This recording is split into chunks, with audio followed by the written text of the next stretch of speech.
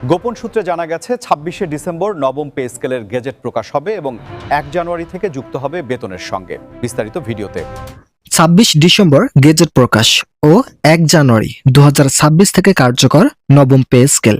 Budget সংশোধন করার পর বৈঠকে কর্মচারীদের মূল বেসিক ২৬,০০০ টাকা বৃদ্ধি ঘোষণা।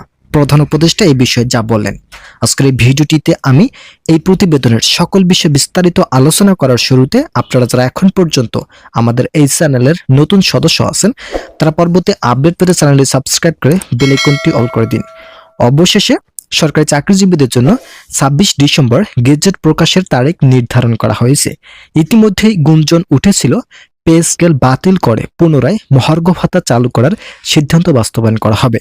তবে এই বিষয়টি পুরোপুরি মিথ্যা বলে অভিহিত করেছেন পে কমিশনের চেয়ারম্যান সাবেক অর্থ সচিব জাকির আহমেদ খান।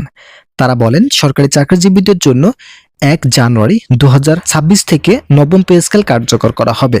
আমরা নতুন পে স্কেল বাস্তবায়ন করার লক্ষ্যে কাজ চালিয়ে যাচ্ছি। যেহেতু মহার্ঘ ভাতার বিষয়টি বাতিল হয়ে গিয়েছে, তাই সেই বিষয়টি নিয়ে আবারও নতুন করে কার্যক্রম চালিয়ে যাওয়ার সুযোগ নেই।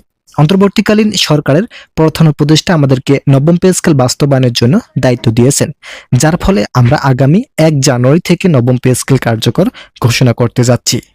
পে কমিশনের চেয়ারম্যান জাকির আহমেদ খান আরও বলেন, কর্মচারীরা নতুন বেতন স্কেল নিয়ে খুবই উদ্বিগ্ন। তবে বিভিন্ন সীমাবদ্ধতার কারণে এখন পর্যন্ত তা বাস্তবায়ন না করা হলেও নতুনভাবে সাজিয়ে নেওয়া হয়েছে। নবম পে স্কেলে বাজেট সংকটের পরিস্থিতি দেখানো হবে না। বাংলাদেশের অর্থনৈতিক সামর্থ্যের উপর নির্ভর করে বেতন বৃদ্ধি করার মাধ্যমে সরকারি চাকরিজীবীদের আর্থিক সক্ষমতা বৃদ্ধি করা হবে। ইতিমধ্যে গতকাল একটি বৈঠক অনুষ্ঠিত হয়েছিল, তবে আজও একটি বৈঠকের আয়োজন করেছেন অর্থ উপদেষ্টা ডক্টর সালাউদ্দিন আহমেদ। এই বৈঠকের মাধ্যমে সরকারি চাকরিজীবীদের বেতন বৃদ্ধির চূড়ান্ত সুপারিশ আসবে।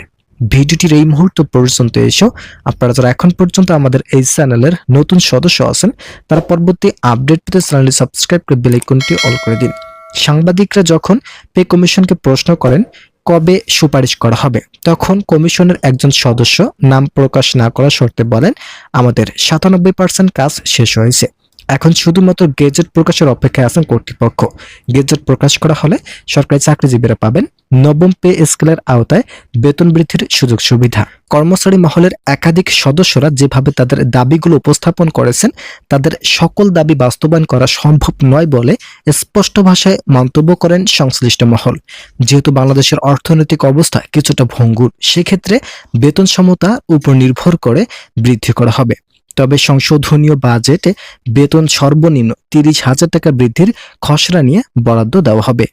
কর্মচারীদের সর্বনিম্ন ৩০,০০০ টাকা বেতন বৃদ্ধি না করা হলে তাদের অর্থনৈতিক গতি ফিরে আসবে না। তাই অর্থনৈতিক গতি ফিরিয়ে আনার জন্য অবশ্যই সর্বনিম্ন বেতন ৩০,০০০ টাকা বৃদ্ধির নতুন পদক্ষেপ নিয়েছে পে কমিশনের চেয়ারম্যান ও অর্থ উপদেষ্টা।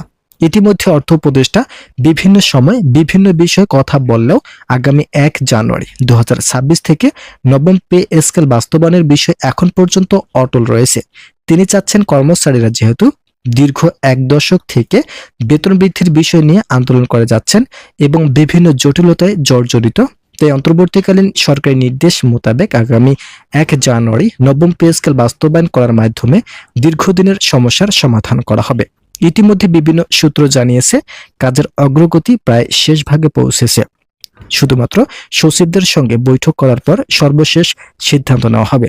এই সিদ্ধান্তের অপেক্ষায় আছেন বাংলাদেশের প্রায় ২২ লক্ষ সরকারি চাকরিজীবীরা। তো বন্ধুরা, যারা যারা সরকারি চাকরিজীবী আছেন তারা পরবর্তী আপডেট পেতে চ্যানেলটি সাবস্ক্রাইব করে বেল আইকনটি অল করে দিন।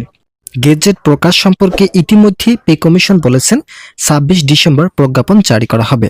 বাজেট সংশোধন সহ সকল কিছু পর্যালোচনা শেষে ২৬ ডিসেম্বর গেজেট প্রকাশের পরেই সরকারি চাকরিজীবীদের বেতন বৃদ্ধির নতুন সূচনা তৈরি হবে। শুধুমাত্র রাজস্ব খাতভুক্ত সরকারি চাকরিজীবীরাই নয়, থাকছে এমপিওভুক্ত শিক্ষক, স্বায়ত্তশাসিত প্রতিষ্ঠান ও আধা সরকারি সকল প্রতিষ্ঠানের চাকরিজীবীরাই এর আওতায় থাকবেন। নতুন পে স্কেল কার্যকর হলে সরকারের ব্যয় বছরে ৭০,০০০ কোটি টাকার মতো বাড়তে পারে। অর্থনীতিবিদরা বলছেন, বেতন বৃদ্ধির ফলে কর্মচারীর ক্রয় ক্ষমতা ও কর রাজস্ব বাড়বে। যা দীর্ঘমেয়াদে অর্থনীতিতে ইতিবাচক প্রভাব ফেলতে পারে। তবে বাজেট চাপ, মূল্যস্ফীতি নিয়ন্ত্রণ এবং স্বচ্ছ বিতরণ চ্যালেঞ্জ হিসাবে রয়ে গেছে। নবম পে স্কেল সরকারি চাকরিজীবীদের জীবনমান উন্নয়নে বড় সুযোগ। দীর্ঘদিনের দাবি পূরণ এবং বেতন বৈষম্য কমানোর মাধ্যমে কর্মজীবীদের আর্থিক নিরাপত্তা বৃদ্ধি পাবে। তবে চূড়ান্ত বাস্তবায়ন ও গেজেট প্রকাশ না হওয়া পর্যন্ত পরিস্থিতি অনিশ্চয়তা থাকবে। সরকারি কর্মকর্তা, কর্মচারী ও সংশ্লিষ্ট সংগঠনগুলো আশা করছে 2026 সালের শুরুতে পে স্কেল কার্যকর হলে তার নতুন বেতন নেয় প্রশাসনের দক্ষতা ও জনসেবার মানও উন্নত হবে।